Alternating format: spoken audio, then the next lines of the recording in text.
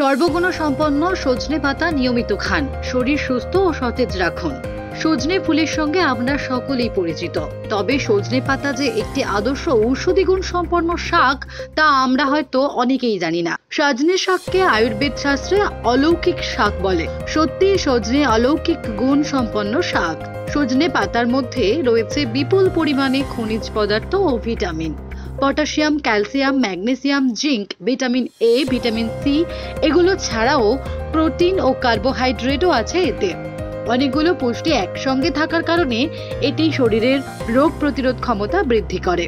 পুষ্টি বিশেষজ্ঞরা বলছেন, প্রতি 100 গ্রাম সজনে পাতা থেকে পাওয়া যায় শর্করা 8.28 গ্রাম, ফাইবার 2 গ্রাম, স্নেহ 1.40 gram, protein 9.40 gram, calcium 185 milligram, লৌহ 4 milligram, magnesium 147 milligram, sodium 19 milligram, vitamin C 51.7 milligram, vitamin A প্রায় 378 মাইক্রোগ্রাম।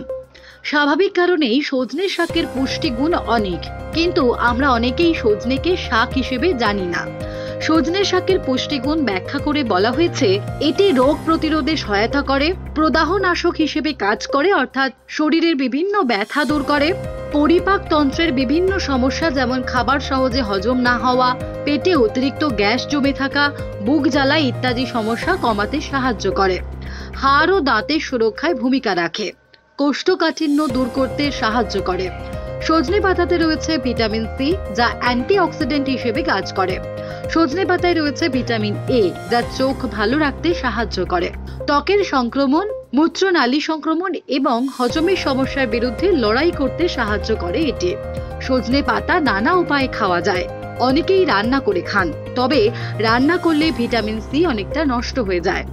এছাড়াও প্রাকৃতিকভাবে রোদে শুকিয়ে গুঁড়ো করে খাওয়া যেতে পারে, ব্লেন্ড করে জুস হিসেবেও খাওয়া যেতে পারে।